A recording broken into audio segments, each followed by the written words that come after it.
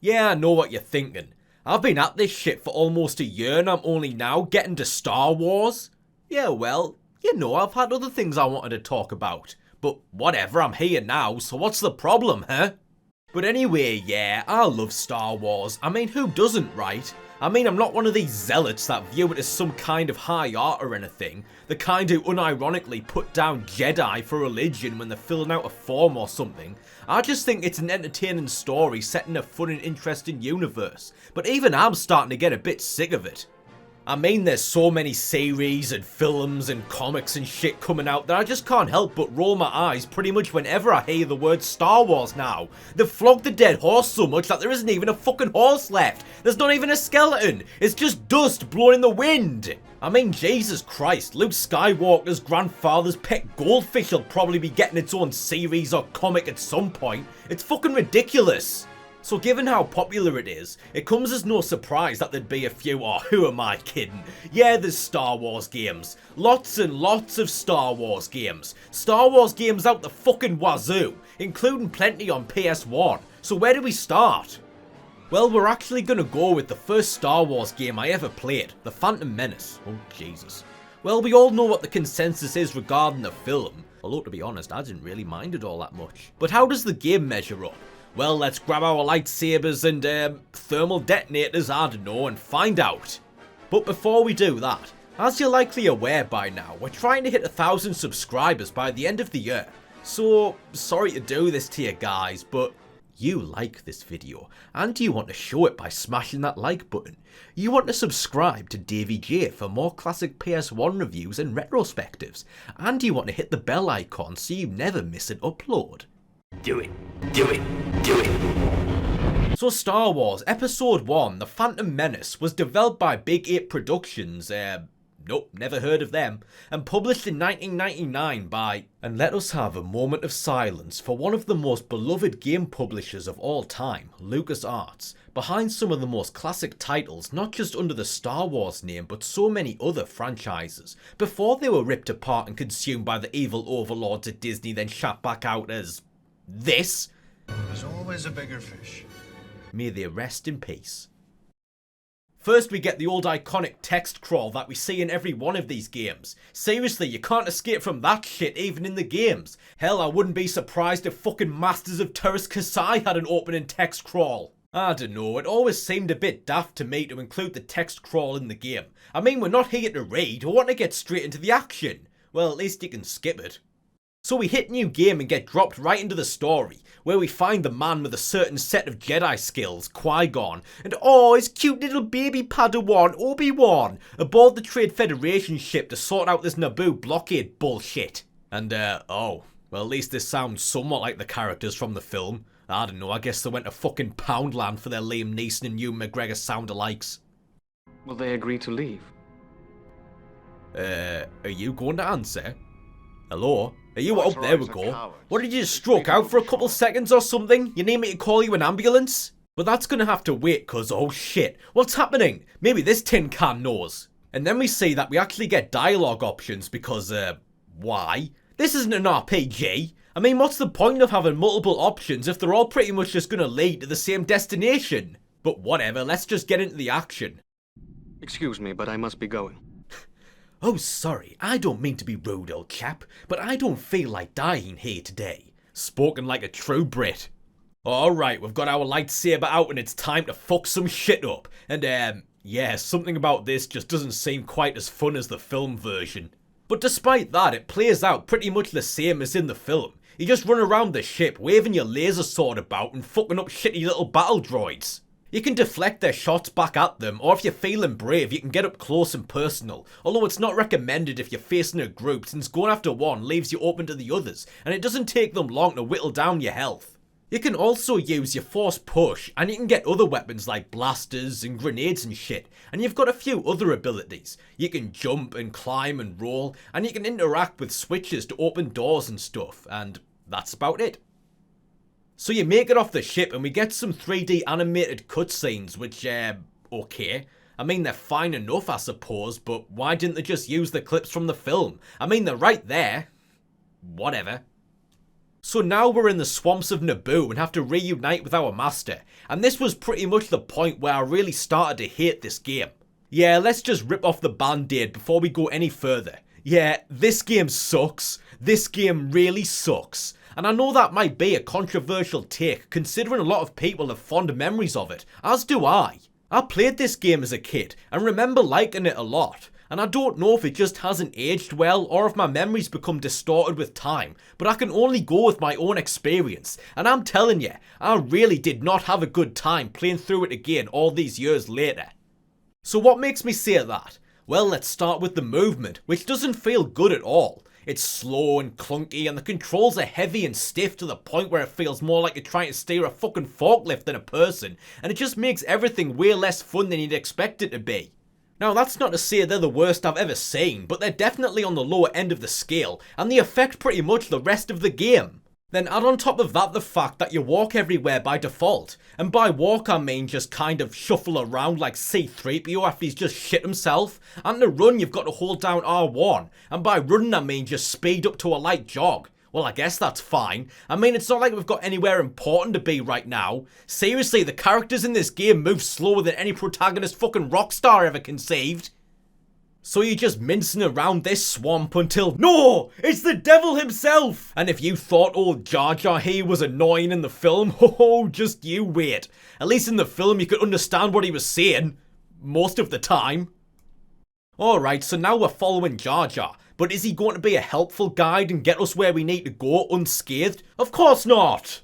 Nah, instead the dickhead just runs off ahead, leaving you behind to fight through waves of droids, and then jumps up to places you can't reach, leaving you to find your own way around.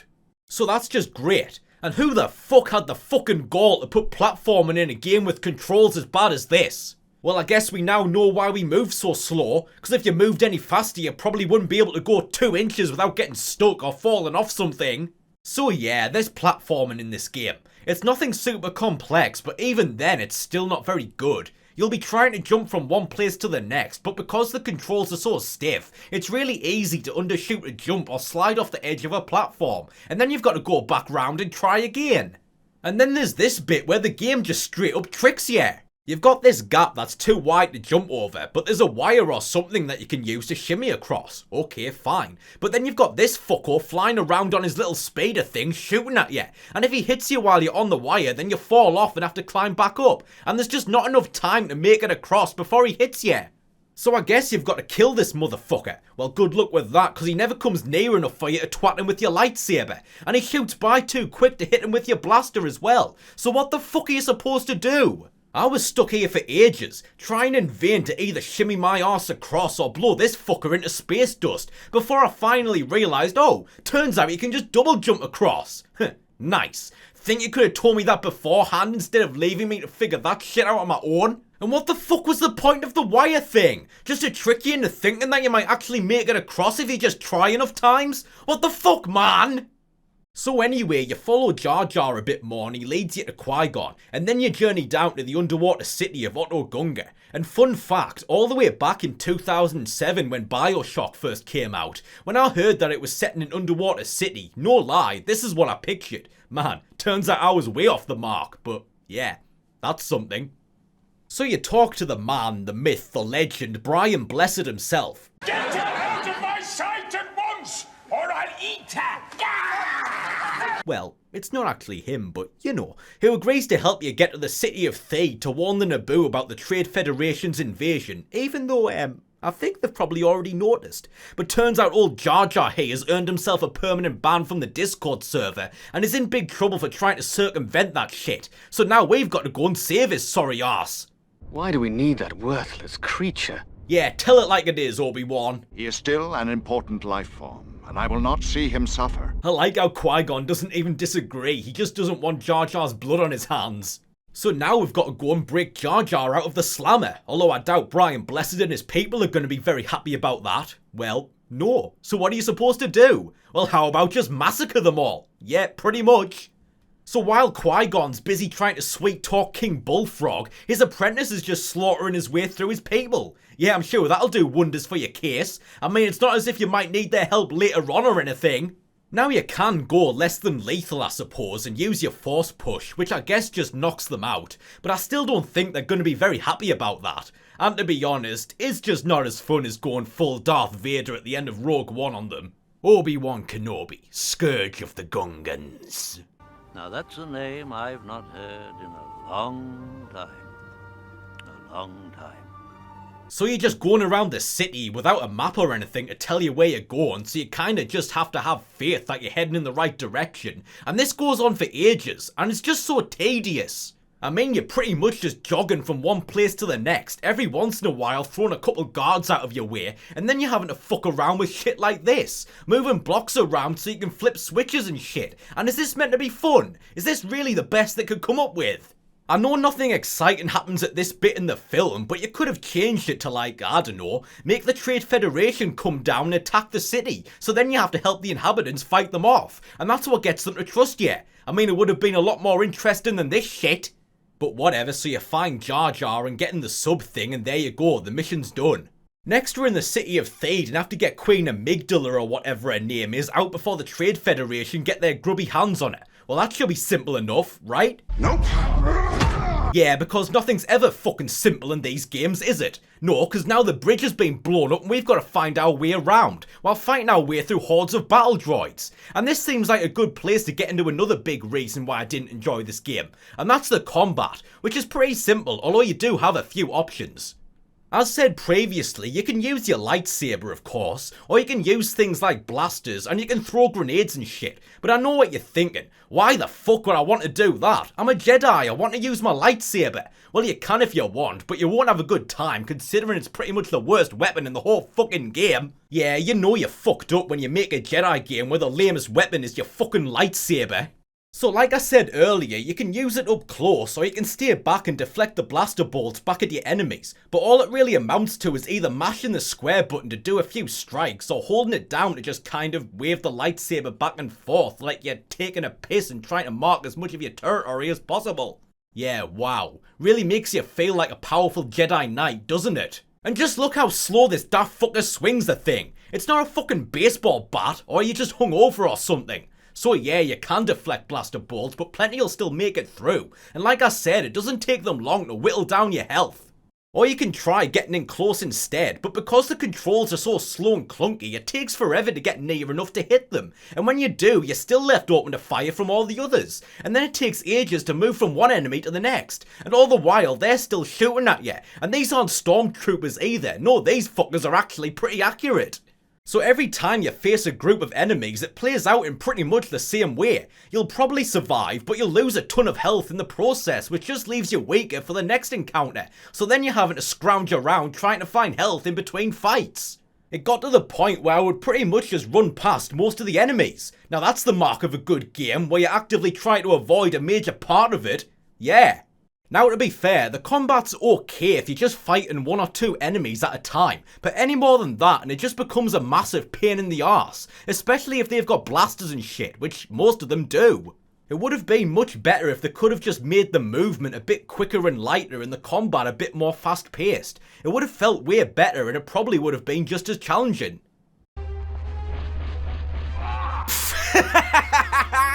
What the fuck was that? That's so brutal! Fuck, just imagine if they had that in the film. That would have been fucking traumatizing. It also reminds me of that bit from Infinity War.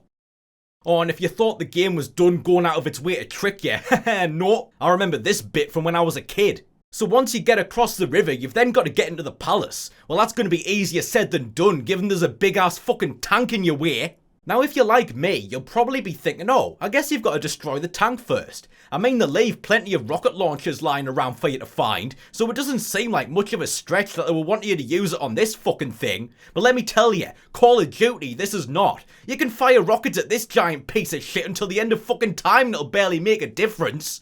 I tried it. It took 14 rockets. 14! What the fuck's this thing made out of? Fucking adamantium? Jesus Christ! Anyway, it turns out you've actually got to flip these switches to open the gates, and the only reason this bastard's here apparently is just to make it as big a pain in the neck as possible. So you've got these switches that you've got to flip, but they're hidden almost completely off screen, so then you're having to jump around all over the place trying to hit them with your force push. And all the while, you've got this arsehole firing lasers and rockets and shit at you. Fuck's sake, man. So you find the Queen and have to lead her to the hangar so you can get her off the planet. But once again, we've been separated from the rest of our party and have to find our own way around. So it's back to fighting your way through more battle droids. Only difference now is you've got this useless bimbo following you around. And that brings us to some more irritating bullshit. Say at a few points throughout the game, you'll have characters following you. Like in the case of old Queenie here, it can be a straight up escort mission where the follower just, well, follows you. Or they can be fellow combatants who'll fight alongside you. It's fine for the most part, but I wouldn't be bringing it up if I didn't have something to complain about now, would I? Yeah, it's still got problems, like in this bit for example. For the most part, the Queen will just follow along behind you, but sometimes she'll hang back, like when there's too many enemies around. But if you don't notice that she's stopped, then you might continue on without her, since she won't move until you go back and tell her it's safe. So you can end up progressing really far into the level before you realise that the stupid bitch isn't following you anymore, and then you've got to go back looking for her. And sometimes she'll be following you, but if you get too far ahead, then she'll just stop following and you've got to go back for her again. And if you get too far away from her, then she might even just get herself killed. You're stepping on my dress. You say that one more fucking time and I'll fucking kill you myself. I don't give a fuck. You'll also come across some of the citizens of Theed who need help, kind of like little side quests. You'll meet people like this wimpy little pipsqueak who just wants his mommy, and this wounded soldier who asks you to get him some water. Yeah, I doubt that'll do you much good, mate, but whatever. You don't have to do these, but you do get rewards like health and weapons and shit, so you might as well. And in addition to that, you'll also encounter some of the most beloved and pivotal characters to the Star Wars lore, including fan favourites such as Boatman. What, you don't know Boatman? What the hell, you call yourself a Star Wars fan? You don't even know who Boatman is? He's only the most important character of the entire series, without whom the whole saga would fall apart at the seams. His story truly is one of the most compelling out of the entire universe. He's standing here in his little boat just minding his own business as the city crumbles around him, unable to fish because the invasion has scared all the fishies away, and so is now unable to feed himself and his family. But despite this, he refuses to take you up the river, even though you'd think he'd want to help his queen escape, and he seems to take issue with the idea of there being a giant waterfall at the end of the river, and in the end, we have no choice but to leave him to his fate, all while uttering the immortal line, Good luck with the fish, my friend. if there's a more heart-wrenching story, I don't want to know about it. So anyway, you get aboard the ship and escape the planet at about 1 mile an hour. What is it, powered by the same engine as the boat in Tomorrow Never Dies? But rather than, you know, fly off in any direction, they decide to fly straight towards the enemy ship. That's firing at them. Because what could possibly go wrong? Oh yeah, they get hit and now the ship's been damaged, so rather than heading to the opulent planet of Coruscant, we've got to land on the backwater shithole known as Tatooine. Ooh, we know who's there! Alright, so we're in Mos Espa and now playing as Qui-Gon, and in keeping with the apparent tradition of PS1 games where you play as multiple characters, there's virtually no difference between playing as him or Obi-Wan. Well, that's not entirely true. I mean, you do get a different colour lightsaber, so that's something, I suppose. But I mean, Qui-Gon's meant to be a Jedi Master, so it would have been cool if he had some more powerful Force abilities or something. I mean, all you can really do is use your Force push to knock down enemies and flip some switches, and you can Force jump and do your Jedi mind trick, which only works about half the time, and that's about it. You can't use the super speed thing like they do at the start of the film and then just forget about for the rest of the series. You can't throw objects at your enemies even though some can throw them at you, which we'll see in a bit. So yeah, to be honest, this whole game just doesn't make the prospect of being a Jedi seem all that appealing. So what are we doing now? We'll have to slaughter in some filthy Tusken Raiders because, I don't know, I guess we've got to kill something in this barren wasteland. We've got to find ourselves a T-14 hyperdrive generator to repair the ship. And don't worry about forgetting that, because they'll remind you about it enough fucking times. So this is the part of the game I like to call Star Wars Shopping Simulator. Why? Because that's pretty much what it is. You're just going around talking to these random chuds to find out where the fuck you can get a fucking T-14 hyperdrive generator, all while listening to stupid shit like Dewback stew, fresh dewback stew. Today, get your grilled womp rats here. yeah, fun, right? So you're just wandering around this marketplace talking to these annoying fuckers, and this seems like a good place to bring up another thing I don't like about this game, and that's this stupid ass fucking top-down bird's eye view camera angle they've got going on. It's like this for pretty much the whole game, except for a couple points, and to be fair, for the most part I didn't mind it all that much, but it does create a few problems, namely that you can't see where the fuck you're going. You can only see so far ahead, so there'll be times, like in Mos Espa, where you'll be walking along a street or a long corridor, and you can't see whether or not you're heading towards a dead end or if you're going the right way. So yeah, that's annoying, but it also causes problems in combat, cause again, since you can't see that far ahead, that means you can't see the enemies until you're right up close to them, so you'll just be going along and then you'll suddenly run into a group who will then instantly open fire on you, so then you're having to scramble to avoid getting hit. But it gets worse if you're going for ranged combat, because if you move too far away, then they disappear off screen again. But they can still see you, of course, so they're still shooting at you, but you can't see them to shoot back. So you just have to fire randomly in the direction the shots are coming from and hope that you're actually hitting something. Why couldn't they have just tilted the camera downward a bit? Just enough to see a bit further ahead. In fact, it does it a couple times, and what do you know? It's fine. So why not just have that for the whole game? Or I don't know, have a button to go into a first person view that a lot of these games have. Just so you can stop and have a look around to see what's going on around you. Anyway, after you talk to a few people, you'll eventually be directed to a plucky young boy named Anakin. And if that prepubescent squeak sounds annoyingly familiar, that's because it is. Yep, it's Jake Lloyd himself, apparently the only actor they could get to come in to record a few lines for the game because, I don't know, I guess he had now better going on. And surprise, surprise, he's just as much of an annoying little squeaker here as in the film. Now, to be fair, I don't think poor old Jake deserved all the hate he got for the Phantom Menace. I mean, yeah, he was annoying, but what do you expect? He was a little kid at the time, they're all fucking annoying. And you've also got to take into account all the fucking writing and directing and shit. So yeah. There's my 2 cents defending the poor kid. So you follow him around a bit and he eventually leads you to Otoh, and this is where things start to get fucked up. So we all know what happens here. Otoh's got the part you want, but he won't sell it to you, so you've got to bet on Anakin to win the pod race. But first you've got to help him fix his pod racer, and to do that you need to find a few more parts. So how do we get the parts? Well, we've got to trade them for more parts, which we don't have yet.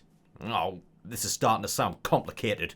Yeah, so even though I made it seem earlier that the multiple dialogue options are pointless, this is actually where that shit comes into play. You'll do some more negotiating with Otoh and he'll give you some parts, but the part he gives you is determined by which dialogue options you chose. Oh, so I guess there was some point to the dialogue options. For just one part in the whole fucking game.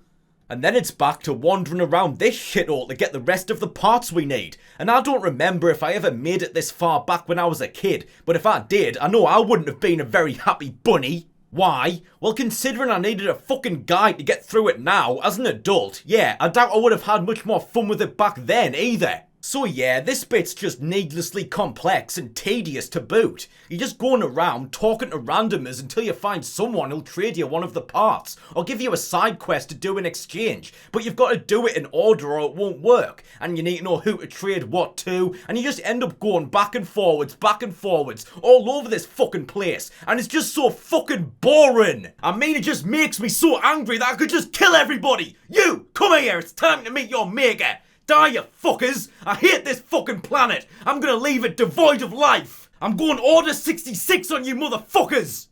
So yeah, you can legit go on a full-on murder rampage just like in Otoh Gunga, and I mean it when I say you can kill literally everyone. People, droids, fucking dinosaurs, Jawas cause they don't count as people.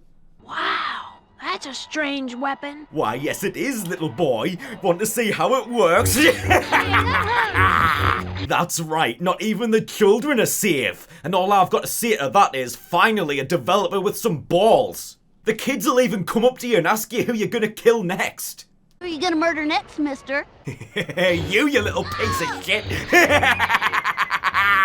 Qui-Gon Jinn, the scourge of younglings. Hey, that's my name!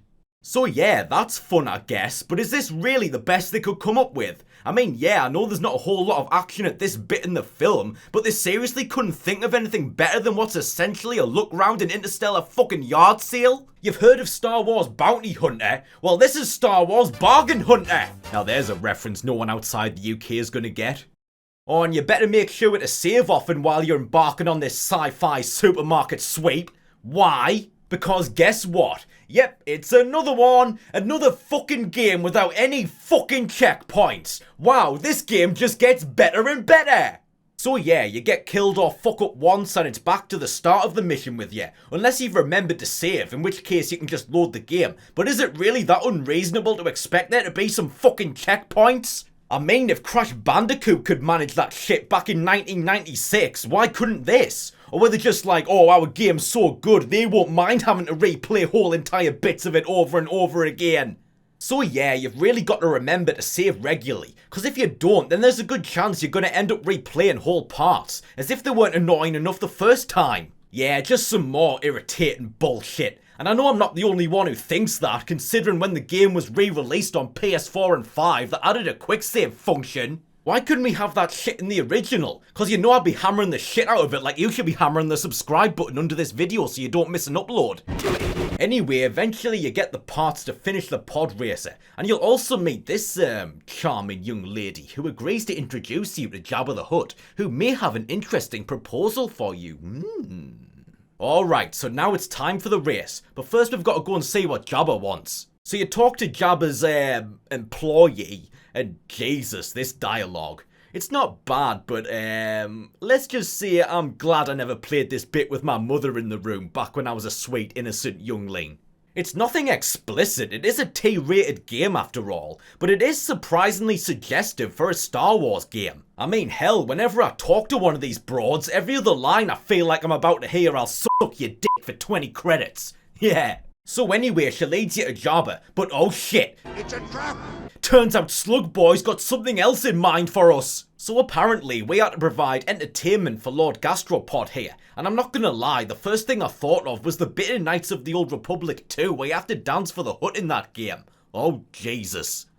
But nah, he just wants to feed us to his favourite warrior or some shit. Oh, thank God for that. So yeah, we actually get ourselves a boss fight. And guess what? It's just as annoying as everything else. Yeah, big shock. This bit took me a while because Raphael here keeps chasing you around and it's hard to get close to hit him with your lightsaber without getting hit yourself. And it's also hard to get a good distance away to shoot him. And even when you do hit him, it takes forever to do damage, while he does tons with every hit.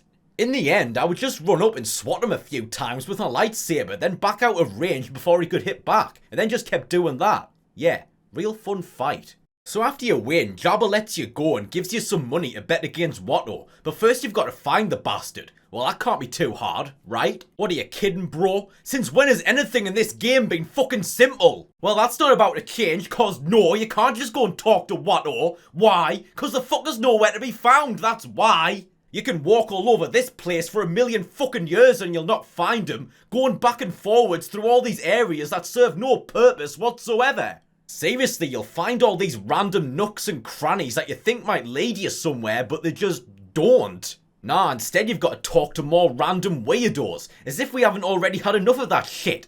So yeah, turns out you've got to buy drinks for this pair of gonks, cause yeah, that's real obvious, innit? And then they lead you to Watto. You put your bet on and Jesus Christ, finally, can we get to this fucking race now? Well, no, cause then this sneaky fucker twats one of the parts off the pod racer, and we've got to get it back now. Fuck's sake, man, how much more of this boring ass shit do you have to go through?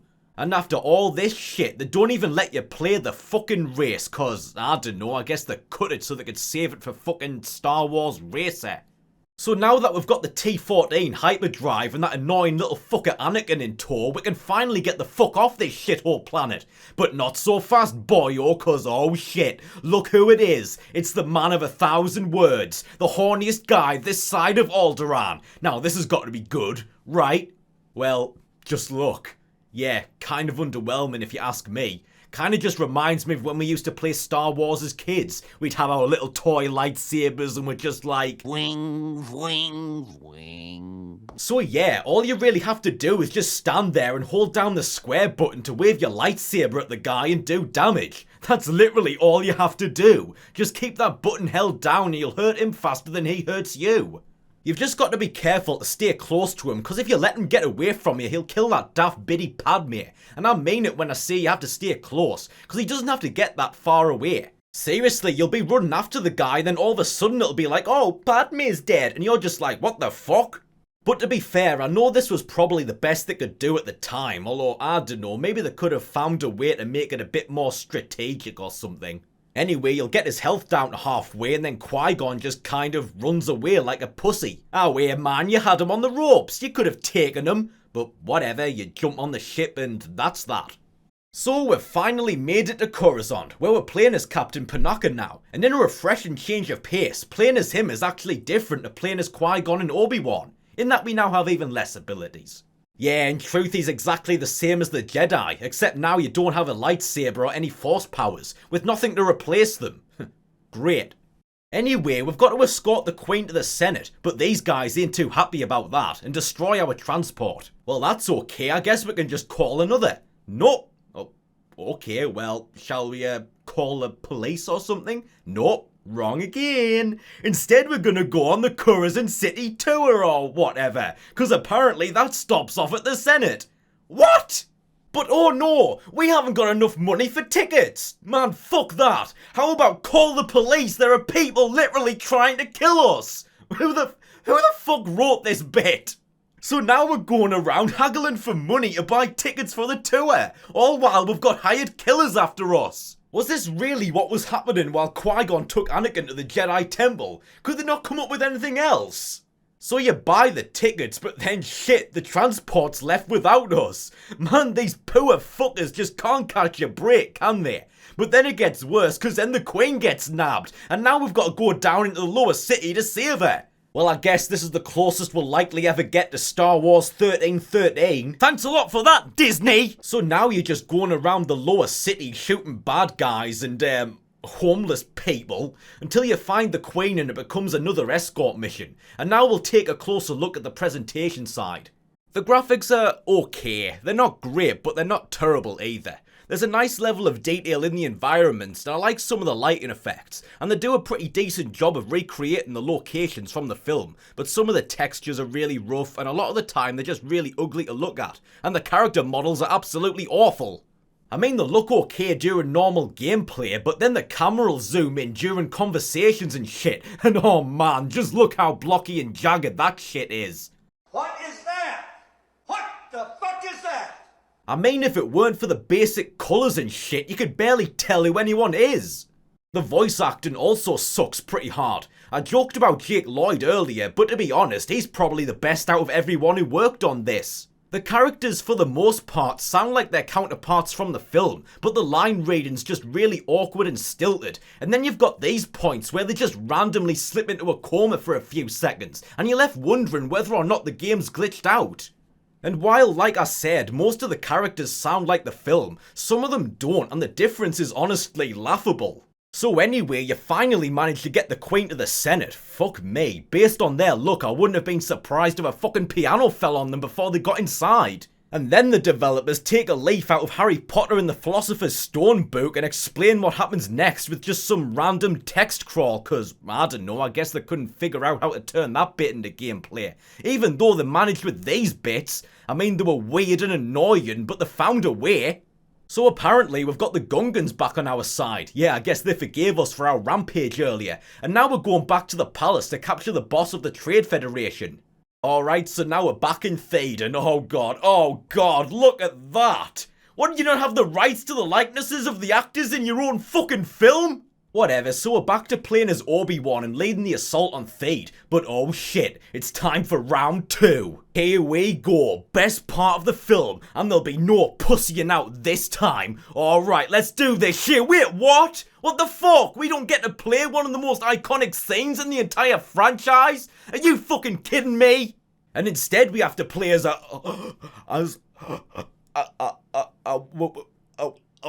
woman? This is an outrage! Women have no place in games, other than being rewards for us men, and objects for our manly male fantasies. Keep women out of gaming, that's what I say. Yeah! Anyway, it's pretty much just the escape from Theed level again, except you're playing as Padme, who also has no unique abilities, except for this daft little electric gun thing. But aside from that, it's just the same as everything we've seen before. You're just going around shooting up battle droids and flipping switches and shit. Yeah, it mightn't have been quite so bad if the gameplay wasn't so boring and janky. And, no! The boat! It sank! But where's Boatman? No, it can't be, it can't be! That's not true! That's impossible! They did! They killed Boatman!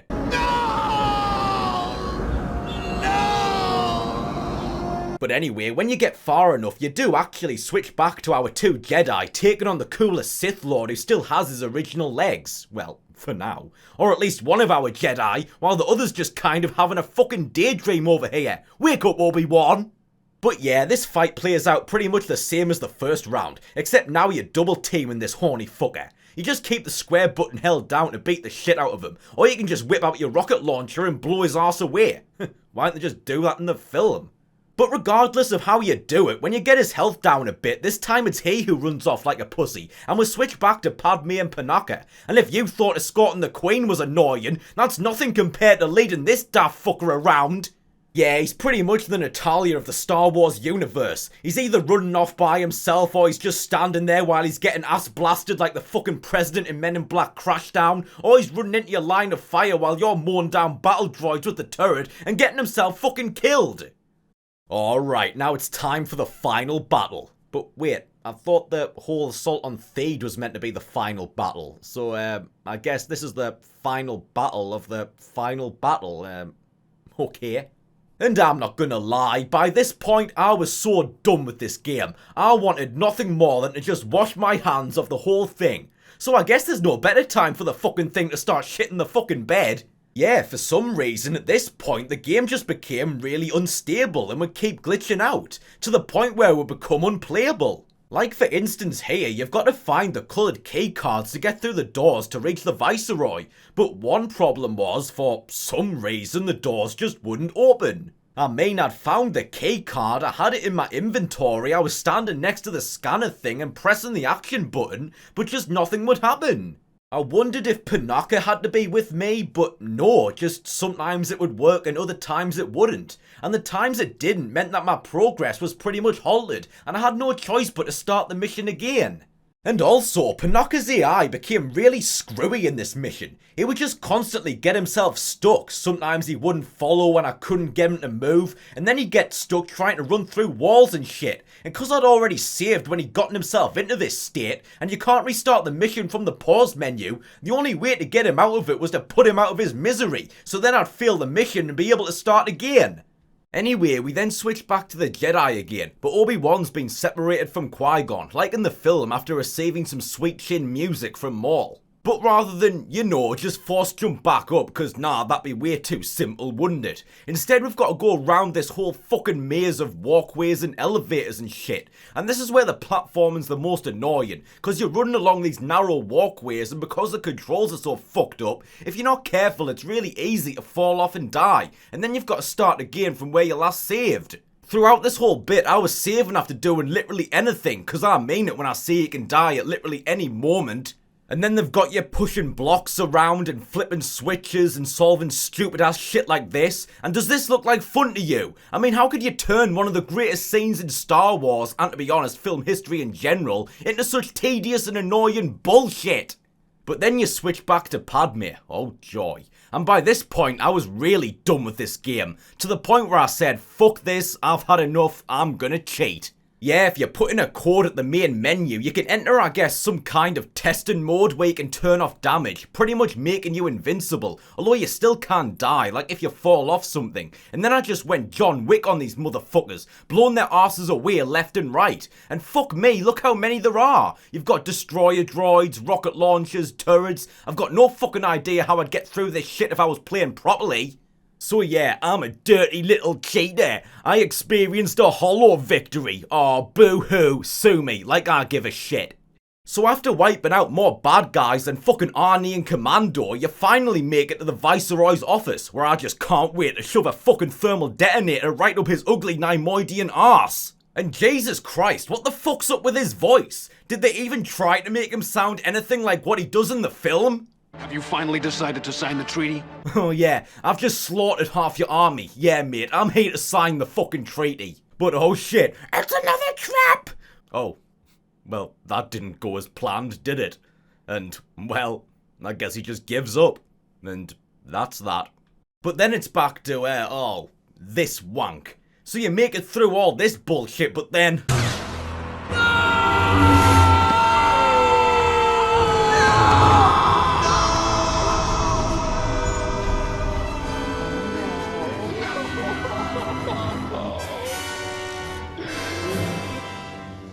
You'll pay for this, you son of a bitch! I'm gonna bray you all over with my extra long glow stick, you fuck!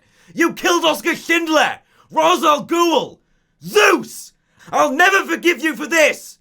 But yeah, it's just the same as everything else. I mean, he gets Force Lightning now, but that's about it. You just hold down the square button some more to chip away at his health, and there you go. And what, you don't even chop him in half? Why? Was it too violent? Even though you were fine with showing my arse getting eviscerated earlier? Whatever. So with Maul dead, you return to your fallen master for some final heartfelt words. You will survive. It is my time, Obi-Wan. Soon I will become one with the Force. Wow. Yeah, not quite as touching as the film if I say so myself. But anyway, there you go. The Trade Federation's yeeted off Naboo, the planet's free, bargain bin Anakin I guess is a Padawan now, and I like how they just stick Yoda and Mace Windu in there even though they don't appear at all anywhere else in the game, and they all live happily ever after, for the rest of their lives. Nothing bad happens ever again. Right? Who gives a fuck?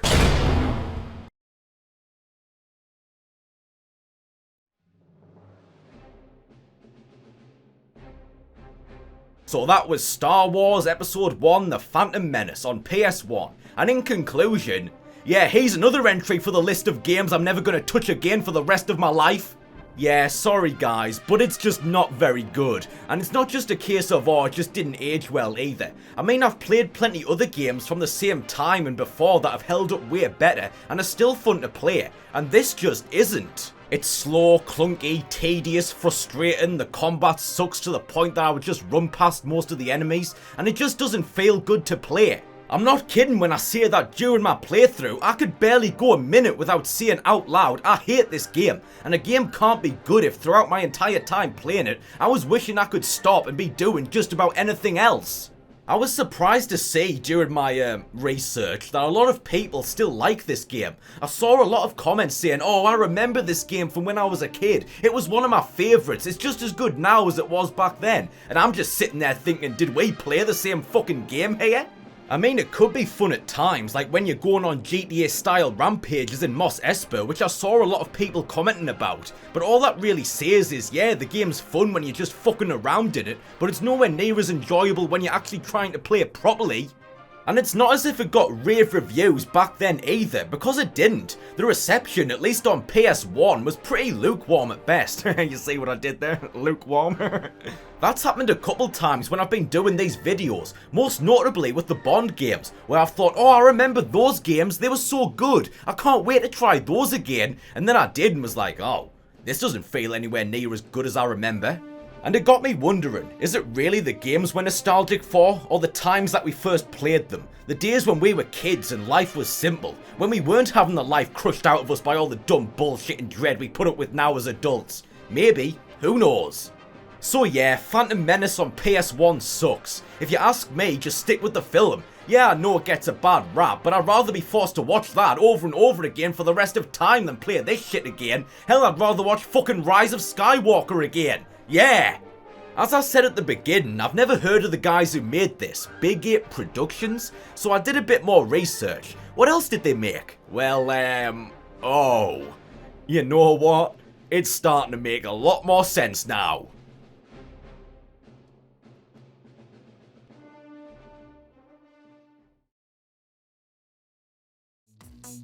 Oh, Reddit's not gonna be happy with me! But hell, I'm surprised myself. I mean, I remembered this game being good, but again, I can only go with my own experience now, and it's like I said, is it really the game we remember fondly, or the time where we could just play it without worrying about most of the things we do now all these years later? I don't know, but there's my little bit of amateur psychology for you. In any case, sorry if I just took a lightsaber to some of your most treasured memories. I hope I didn't piss you off too much. Please don't send any bounty hunters after me. Anyway, thank you very much for watching the video. I hope you enjoyed. If you did, then leave a like. If you didn't, then tell me to go fuck myself, which I suspect a few might. If you enjoy my content and have yet to subscribe, I would be extremely grateful if you would do so. And as always, thank you so much to everyone who already has. Thanks again for watching, and I'll see you in the next one.